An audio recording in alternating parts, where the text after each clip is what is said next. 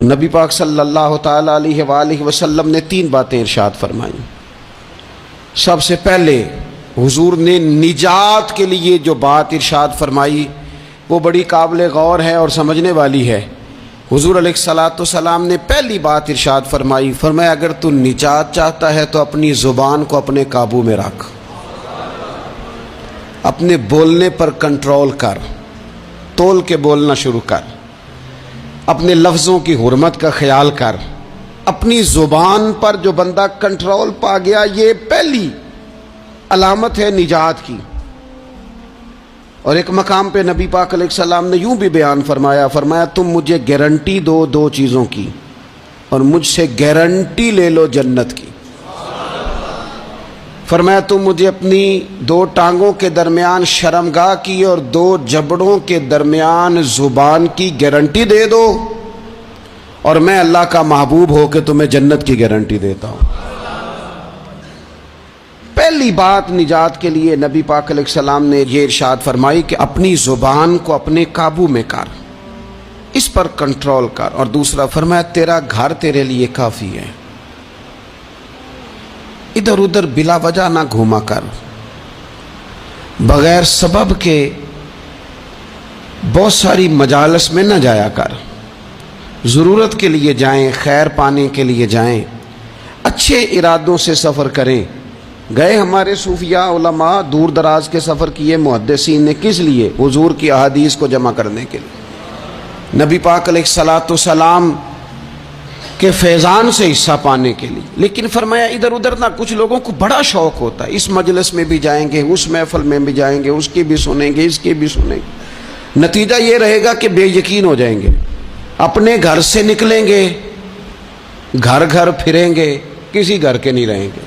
تیرے لیے تیرا گھر کافی ہے، اپنے گھر رہ، اپنا گھر جو ہے وہ تجھے کفایت کرے، اپنے گھر میں قیام کر۔ یہ دوسری علامت ہے نجات کے لیے۔ اور تیسرے نمبر پہ نبی اکرم صلی اللہ تعالی علیہ وسلم نے فرمایا اگر تو نجات چاہتا ہے نا تو اپنی خطاؤں پہ رویا کر، اپنی خطاؤں پہ آنسو بہا، اپنے آپ پہ رو، اگر چاہتا ہے کہ بچ جائے۔ 3 چیزیں نبی پاک علیہ الصلاۃ والسلام نے بیان فرمائیں۔ زبان کو قابو میں کرو، اپنے گھر میں قیام کرو، اور فرمایا کہ تم اپنی خطاؤں پہ رویا کرو۔ یہ 3 اگر چیزیں تمہیں میسر آتی ہیں تو پھر رسول پاک علیہ السلام کی زبان نے فیض حق کے ترجمان سے گارنٹی مل رہی ہے کہ اللہ اس بندے کو نجات عطا فرمائے گا۔ بہت شوق ہے لوگوں کو باتیں کرنے کا، بڑی باتیں، اوئے ہوئے۔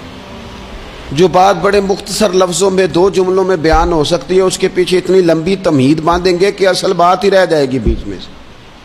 گفتگو، بات، بولنا، یعنی بات ہو رہی ہے، گفتگو ہو رہی ہے 2 لوگوں کے بیچ، اور کوئی دانا آدمی بات کر رہا ہے تو فٹافٹ مداخلت کریں گے اور جملہ پھینکیں گے، کہیں گے قطع کلامی معاف، اور اپنی بات شروع کر دیں گے۔ تو میں کئیوں کو روک کے کہتا ہوں کہ پہلے آپ پوچھ تو لیں ہم نے معاف کیا بھی ہے کہ نہیں۔ بہت باتیں کرتے ہیں بعض لوگ، بہت باتیں کرتے ہیں، اور دنیا میں جو زیادہ خطائیں ہوتی ہیں وہ زبان کی وجہ سے ہوتی ہیں۔ عملاً کوئی کسی کو کیا تکلیف دے گا، ہاتھ کوئی کسی پہ کیا اٹھائے گا، لیکن لفظوں کے تیر، جملوں کے ترش لہجے اور زبان کی کڑواہٹ۔ حضرت عثمان غنی رضی اللہ تعالیٰ عنہ فرمایا کرتے تھے کہ زبان تو روح کو گھائل کر جاتی ہے، بندے کو اندر سے توڑ کے رکھ دیتی ہے یہ زبان۔ بہت سارے لوگ تھے، انہوں نے بہت سارے جملے زندگی میں بولے، میں یقین سے کہتا ہوں کہ انہیں بھی پچھتاوا ہوا کہ یار مجھے یہ والا لفظ نہیں کہنا چاہیے تھا، لیکن کاش یہ بعد میں پچھتانے سے پہلے آپ سوچ لیتے۔ اور بہت سارے لوگ ایسے ہیں جو مجھے پتہ ہے جو وہ کہہ رہے ہیں وہ معافی ضمیر ان کا نہیں ہے، وہ ان کے خیالات نہیں ہوتے، لیکن وہ کہہ دیے انہوں نے، اور کہنے کے بعد اندازہ ہوا کہ یہ ہمیں کہنا نہیں چاہیے تھا۔ دوسرا ارشاد فرمایا کہ تو اس طرح کر، اپنے گھر کو نہ لازم پکڑ لے، تیرا گھر تیرے لیے بہتر ہے، تیرا گھر تیرے لیے کفایت کرنے والا ہے۔ شریعت اسلامیہ میں نا رہبانیت منع ہے، سارے حقوق چھوڑ کے بندہ گھر میں بیٹھ جائے, حجرے میں بیٹھ جائے, مرضی منع ہے. لیکن کچھ دیر کے لیے وَتَبَتَّلْ إِلَيْهِ تَبْتِيلًا, سب سے کٹ کر اللہ کے ساتھ جڑ جاؤ. قرآن مجید نے کہا وہ کیا ہے کہ کچھ دیر کے لیے خلوت ضرور اختیار, جیسے آپ اعتکاف میں بیٹھے ہیں, سب سے کٹ کے اللہ کے گھر آ گئے, یہ کچھ دیر کے لیے یہ کام کرنے کا ضرور حکم دیا گیا ہے. آپ دیکھیے حضرت موسیٰ علیہ السلام, اسلام میں رہبانیت نہیں, سارے حقوق چھوڑ کے جانا نہیں, لیکن کچھ دیر کے لیے, تھوڑی دیر کے لیے. حضرت موسیٰ علیہ السلام 40 دن کے لیے گئے نا کوہ طور پہ, پھر اللہ نے تو رات عطا فرمائی.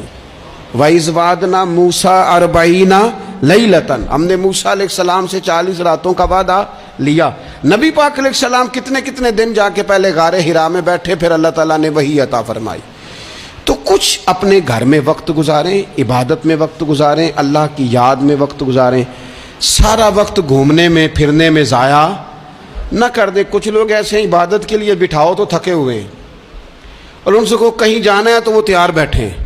تو کچھ اوقات اپنے اس پر بھی لگائیں. اور تیسری بات جو ارشاد فرمائی گئی وہ یہ ہے کہ اپنی خطاؤں پہ رویا جائے. ہم نہ بڑا تبصرہ کرتے ہیں, بڑا رونا آتا ہے کسی کی مظلومیت پر, کسی کے دکھ پر, ملکی حالات پر, لوگوں پر, اچھی بات ہے, لیکن نجات کے لیے ضروری ہے کہ انسان اپنی خطاؤں پر بھی روئے.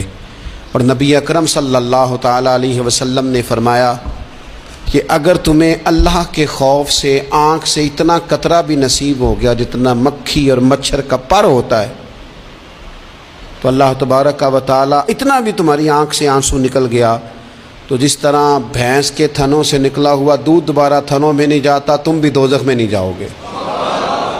اور 2 آنکھیں اللہ کو بڑی پیاری ہیں. یا رسول اللہ کون سی؟ فرمایا کہ جو رب کی رضا کے لیے پہرا دیتی ہے, اور ایک وہ آنکھ جو اللہ کے خوف میں آنسو بہاتی ہے. یہ 2 آنکھیں اللہ کو بڑی پیاری ہیں. تو اس لیے یہ 3 باتیں آپ نے نہیں بھولنی. ایک تو یہ کہ اپنی زبان کی حفاظت کریں, ایک اپنے گھر میں, مسجد میں, اجرے میں کچھ دیر بیٹھ کے اللہ کو یاد کریں, اور کوشش کریں کہ بغیر وجہ کے گھر سے نہ. اور تیسری بات یہ کہ اپنی خطاؤں پر آنسو بہانے کی کوشش کریں.